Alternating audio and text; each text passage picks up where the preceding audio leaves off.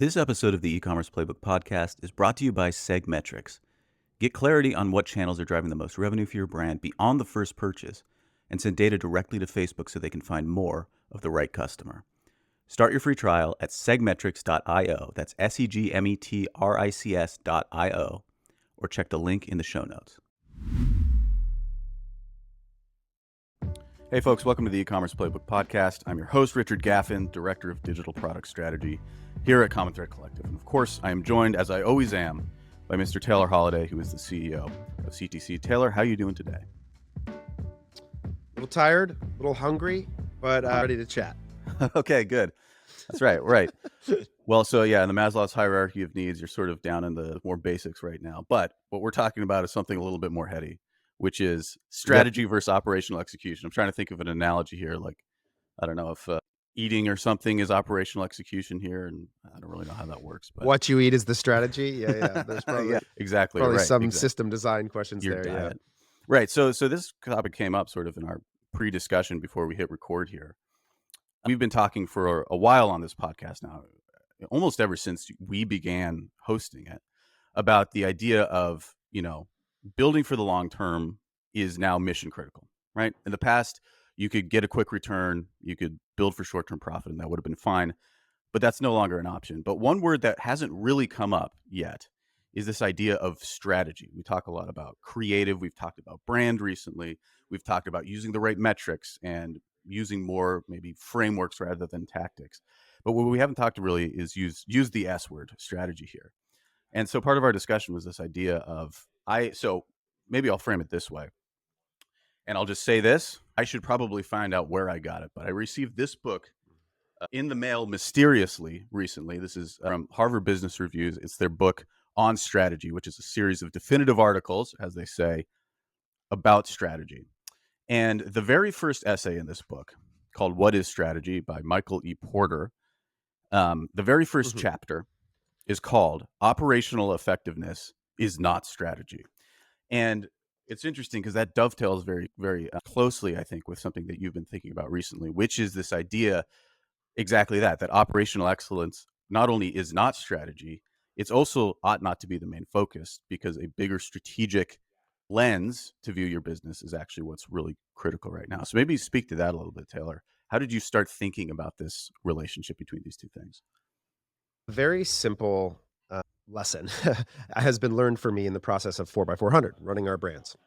And we went back to if we go back to the very beginning of the way that we structured and set up that entity.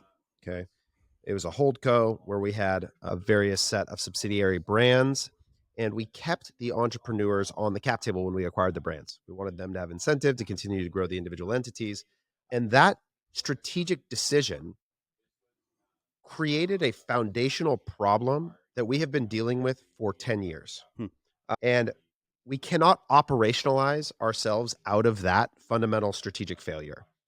And then secondarily, inside of one of the subsidiary brands, Bamboo Earth, for a long time, we had a level sort of operational production and capacity that I would say mimics what we have now. Maybe it was a little less efficient, few more people that you could argue existed in the system than maybe were necessary. But there was a strategic problem around understanding the correct unit economics and efficiency and management of the ad account that caused cash to deteriorate in a negative way.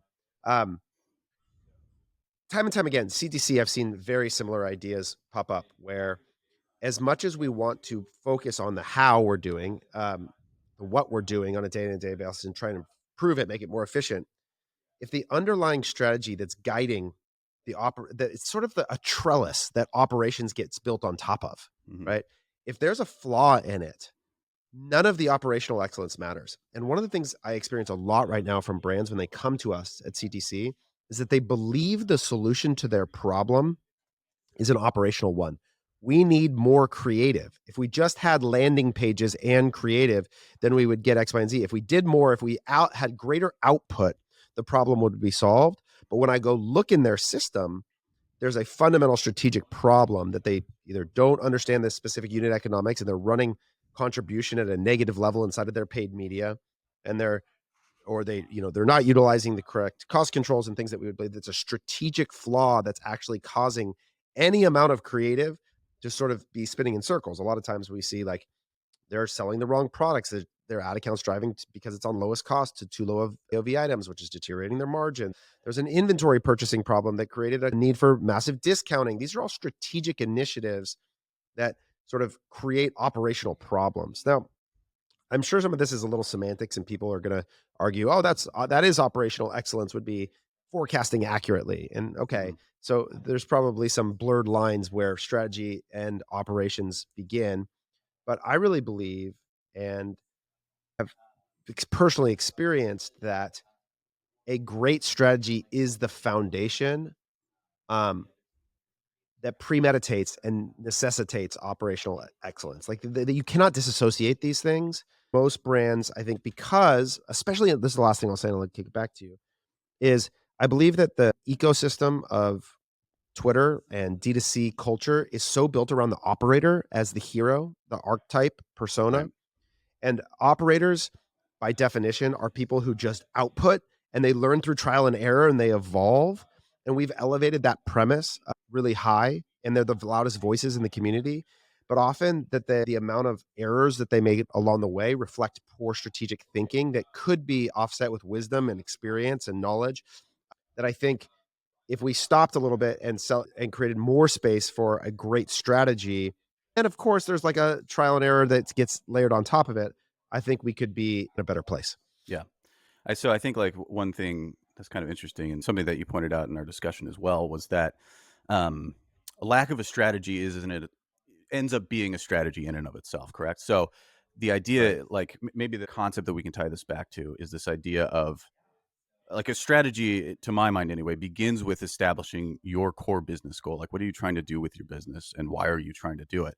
Which is a question that not many entrepreneurs can answer with maybe can't give That's like a right. That's right. definitive concrete answer to other than maybe I want to do X revenue because why not? And so I think what happens is that your strategy actually always ends up being to be short term profitable as often as possible all the time. So even if you have no articulated strategy, your strategy probably, if you're coming to us and saying like, hey, we just need a lot of creative, your strategy probably is just functionally, it's de facto to hit your profit numbers this month or something like that, or hit your revenue numbers, That's whatever, r right? You are so right that this begins very much at the root level of what is the entrepreneur doing this for? Mhm, Like, what is the business strategy here? What is the end that this whole thing serves? And the yeah, reality is that early on, it primarily just serves like survival, like just the ability to generate a life and live. mhm, And then all of a sudden that sort of need gets met and you're left with this bigger question about like, okay, what do I want? What is enough? What is the outcome? Is it $1 billion sale? Is it that this exists forever? Is it an experience that I'm having? And most founders, myself, many days included, are not clear on what the point of this whole thing is. And the sort of mhm. overall operations of the thing reflect that ambiguity. And so you're right. The strategy begins with a foundational purpose that the business exists for. And without that, you will run in circles many days doing all sorts of things operationally. Yeah, yeah, right. And I think it's also important to note that there's a couple different tiers of that main strategic goal. So one is like maybe the stated so I feel like a lot of entrepreneurs, if you were to ask them this question, they would sort of give the thing that's like maybe on the our mission page or something on their Right. website, which fine, like that's probably part of it. But also like I think to that point, like that startup phase, your strategy or your goal actually is to survive. That's not going to be on your website. Hmm. So, you know, Right. to at Right. least to yourself, be honest about that. But at this point, like what is your now that things are maybe more locked down for you, like what are you trying to do with it? Right. What, Yeah. what sort of is the basic thing that you're trying to make happen? This episode of the e-commerce playbook podcast is brought to you by Segmetrics. Segmetrics demystifies your e-commerce funnels, helping you make data-driven decisions. While your e-commerce store's built-in analytics are great for measuring sales and cash flow, optimizing your marketing campaigns requires more data. And if your store offers subscription products, understanding your true lifetime ROAS is crucial for allocating your marketing budget across channels. Segmetrics makes it easy to understand your customers, leads, and prospects and how they behave throughout your funnel. With features like lifetime attribution, you'll be able to see where your long term customers come from, going beyond individual purchases. Moreover, Segmetrics enables you to feed conversion data back to ad platforms, optimizing their ability to send you more high quality traffic. You can even share subscription purchase data or recurring payments. Your store can leverage Segmetrics' extensive library of over 90 integrations with popular marketing and e-commerce tools, including Shopify, WooCommerce, Meta Ads, Google Ads, TikTok, Klaviyo, and more. Discover how Segmetrics can help your e-commerce business grow at segmetrics.io, or follow the link in the show notes to book a personalized demo with one of Segmetrics' marketing optimization experts today. So, I want to read this one little bit from this essay specifically, which I think is really interesting. Okay, so this is about the contrast between operational effectiveness and strategy. The myriad activities that go into creating, producing, selling, and delivering a product or service are the basic units of competitive advantage. Operational effectiveness means performing these activities better, that is, faster or with fewer inputs and defects than rivals. Companies can reap enormous advantages from operational effectiveness, as Japanese firms demonstrated in the 70s and 80s with such practices as quality management, continuous improvement, blah, blah, blah. As all competitors in the industry adopt them, however, the productivity Right. frontier, the maximum value a company can deliver, shifts outward, lowering costs and improving value at the same time. Such competition produces absolute improvement in operational effectiveness, but relative improvement for no one. And so that's kind of That's the core exactly right. premise there, is right. Like if everybody, as especially as you're pointing out too, like as AI gets better and better, everybody is going to become equally good at operations, or at least at the sort of various inputs that go into operations. But the differentiator is going to be, what are you doing with that operational effectiveness? That's exact so, I put out this tweet the other day that production costs, think of it as a proxy for operations, are on a Mhm. freight train to $0 and infinite volume. Yeah. You're gonna be able to produce a million ads that are beautiful in an instant by speaking to a system, right? Like, Hmm. that's customer service reps, they're just gonna give beautiful, thoughtful answers in any tone that you design, in any voice that you want on the phone at basically 0 cost, right? That's Yeah. like the direction of all things operations. Well, given those tools, okay, what will separate the winners from the losers in a world of perfect operational efficiency of something? Well, it's going to be the strategy and the utilization of it. Think of it as like right now, the big term is like prompt writers. Well, Hmm. prompts are functionally strategic utilization of a tool. So if the example of the guy that blew up creating Hustle GPT, right?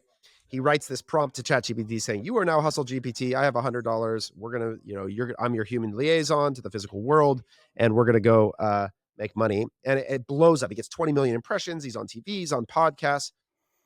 Same tool, same capacity for output, strategic utilization of it Hmm. that separates him from anybody else trying to make a tweet thread about it. And this is the case is that like when you get to this level where tools are commoditized, right? Like if and I think that so much of the e-commerce stack, this is what has happened, is that Shopify fundamentally in many ways commoditizes operations, right? Like Hmm. they take what was a really laborious process of building a cart and integrating all of these features, and they basically they in the process of arming rebels, they commoditize it and make it available to everyone at an equal level.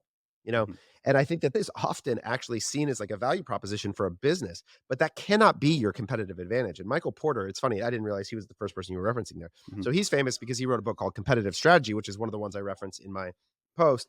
That's like one of the first books you read in business school. And these are the kinds of points that he's often referring to. And it's funny, I got an email from this SEO white label partner the other day that was sending me an email. And the value proposition was to me, our service is so easy to set up that we are powering the SEO offering of hundreds of agencies. Hmm. And I was like, there is nothing in the world that could be less of a value proposition to me than that. Same service as everyone else at a great price. It's like that is the definition of operational efficiency as your competitive advantage that I think is like doomed to failure as a strategy, right? Yeah. Because you cannot fundamentally at any point offer any difference between me and you. And when that happens, you know what the differentiator is? Price. And that gets driven all the way down to zero because somebody will be willing to take less and less and less and less margin on the same service because their cost is functionally zero if it's an outsourced thing until eventually the category just disappears.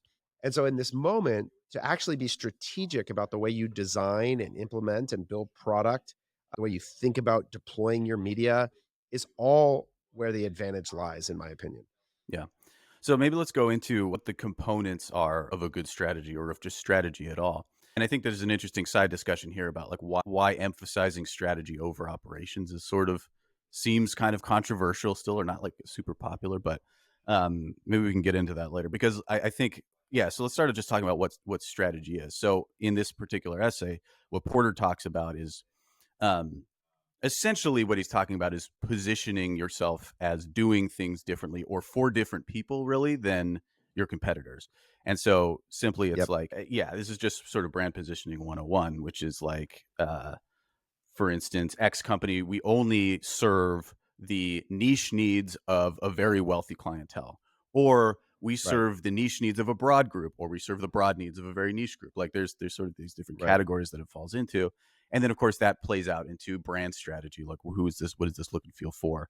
And of course, it That's sort of right. all comes down to essentially how does he strategy requires you here I'm quoting strategy requires you to make trade-offs in competing to choose what not to do.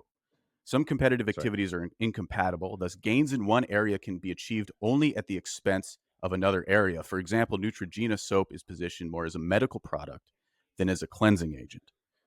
So you say Right. no to sales based on deodorizing, which gives up a huge amount of volume, and you sacrifice manufacturing efficiencies. However, Neutrogena is a very successful brand because they position themselves and they strategically give up certain things. And maybe that's part of what the difficulty is, or the reason why it's just sort of so knee jerk difficult to make that type of decision because you're saying no to a huge amount of sales volume.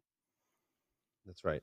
And there's a level of insecurity in obligating yourself to strategic thinking, which is that it forces you to have an opinion ahead of time. Yeah. And there's Yeah. this Totally. idea that the more nobler task is just test and find out. I think that in many cases, a lot of that has been done already. Like you don't actually need to go replicate work that previously exists to answer questions. You need to spend some time thinking and to lean on the mountains of people that have come before you, to stand on some of the shoulders of giants by taking the time to think about it. And this is what I like. I'll give you another example for me is that so building CTC, I for many years, especially like last year when we got into our like peak of size, I felt like I was like a wanderer in this foreign wilderness, outer space in a place that nobody had ever been before. And Mm. everything I was trying to do felt so novel and I was so insecure and it was all try and failure. Then I found this book called Managing the Professional Services Firm. And reading it was like a portal to a new world where everyone had already experienced my problems. And there was this discovery that there was nothing novel at all about my circumstance, but instead, what it was that I just hadn't tapped into or interacted with the people who had that experience in a way that could share then with me wisdom and strategy for dealing with it. And so Mm. here I was just sort of flitting about in this world. And I think this is why so often you'll see these entrepreneurs that like when they get into these like peer groups, it feels like this like magical thing that they have Yeah. found a space where people share their experience as if they like couldn't like that they've discovered a new land, Hmm. right? And the reality is there's almost nothing new under the sun, especially with what we're trying to do as business builders, you know.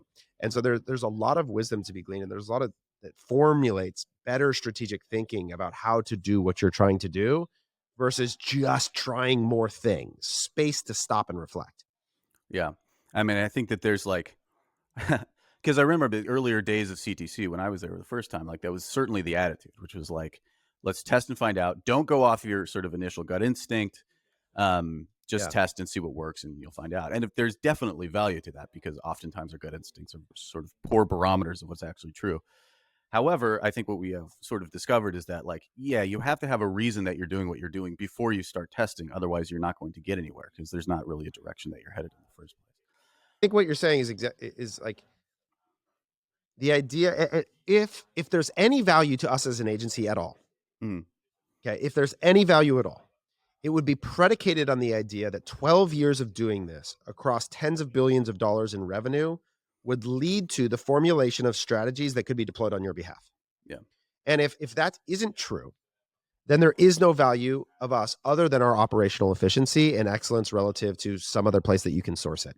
And so there certainly has to be. And I know that when I watch people crave advice and wisdom from people who have experienced things like I built and sold native deodorant. And so Moise Ali is an amazing source of knowledge. Or Patrick from Supply sold his business. And so he's going to now coach and provide wisdom. I know that we understand this premise Mhm. that the ability to provide from experience strategic direction about what you should do is of the utmost value. But yet somehow there are moments when we just sort of toss it aside, rush into an instance with the idea that the only thing that matters is the ability to do it and then to learn and to refine and to do it again. And Mhm. again, it's not to say that there isn't merit, but there is so much opportunity to be able to lean on and provide a strategic roadmap on which great operational efficiency can create a better impact. Yeah, that makes sense. Yeah, I think your analogy about the scaffolding makes a lot of sense. Like if you're testing and sort of running or trying things, but there's this scaffolding is rickety or whatever, then you're just going to collapse anyway. So it just like doesn't matter ultimately. Even if you're sort of gathering a lot of learnings, if like if the initial premise was wrong, then there's no point in doing it. I think another thing that like, or another way, practically, like I feel like this plays out a lot, and I deal with this in sort of my capacity or my role as the person who sells digital products for us. There's this idea that like we think about our distribution channels, we think about essentially the framework that we have in place to distribute content, to sell it. For instance, what's on our website, what, let's look at our email list, what ads can we run against this, whatever, right? And a lot of the times the discussion, and we do a pretty good job of correcting ourselves on this, I think. But I found this to be the case when I was working for clients as well, is that we're talking about landing pages a lot. We need a landing page for this. We need a landing page for that. We need it for this. We need an ad campaign for that. But no Right. discussion of what should be on the landing page. What should the landing page be about? What are we saying Right. about this product? And I think Right. that's Right. that's the kind of stuff that, you can't operationalize, that you have to sit down and be vulnerable enough to say, like, we are going to bank on the idea that, say, this product is only for X person, and we're going to think about the way the look and feel is and what we say about it because we believe this is actually like the value proposition. And that's where you start. And then you say, oh, okay, well, we know that like a landing page that looks like this is helpful or whatever. You know what I mean? Yeah, I think we're in the middle of this right now too, Richard.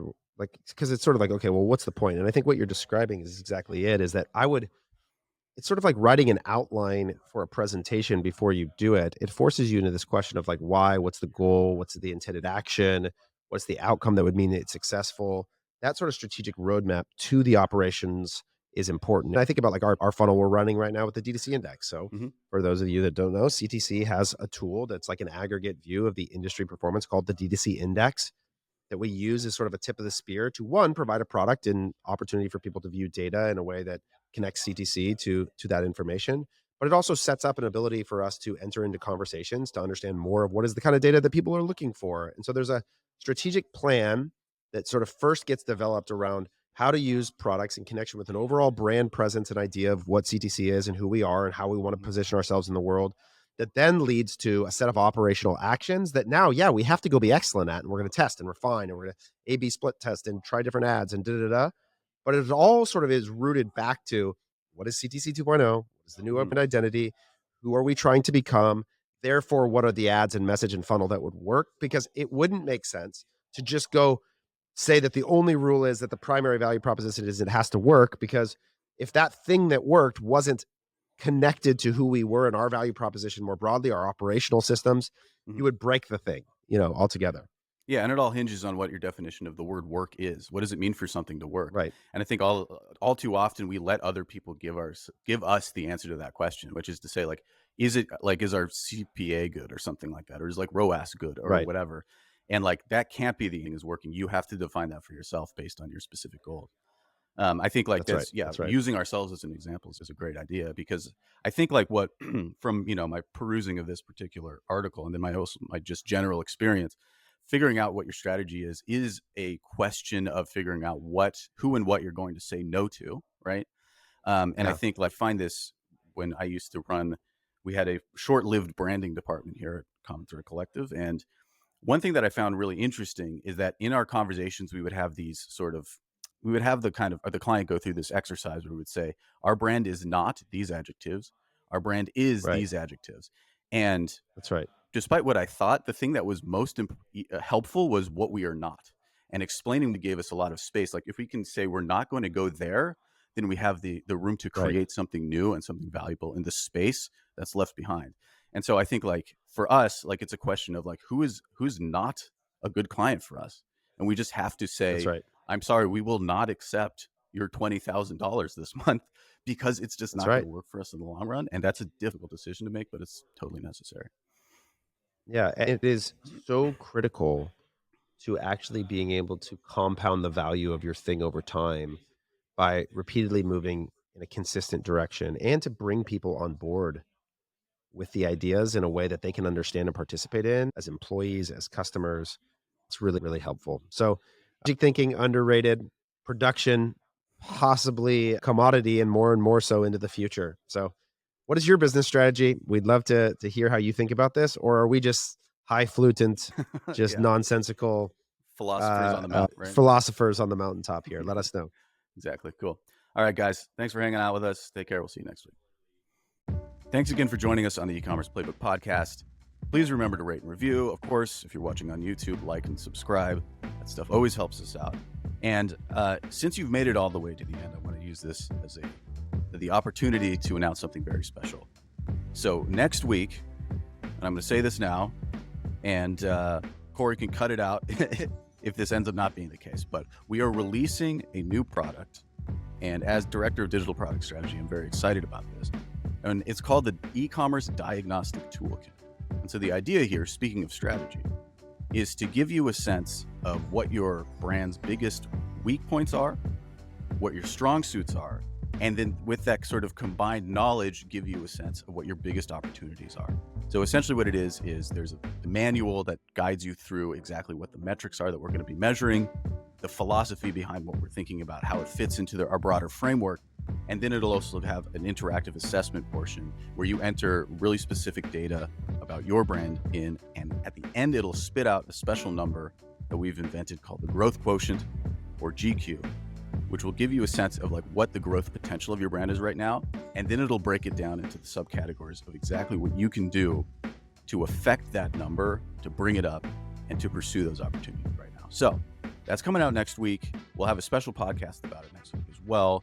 But look out on that particular podcast for a special offer code just for our podcast listeners to get a little bit of a discount on it for as sort of an early bird offer. We're really stoked about it. And we look forward to seeing you in the back end of that survey. Of course, you can always drop us a line at podcast@commonthreadco.com if you have any questions or comments about the world of e-com. So we hope to see you there. But until then, have a good one and happy scaling.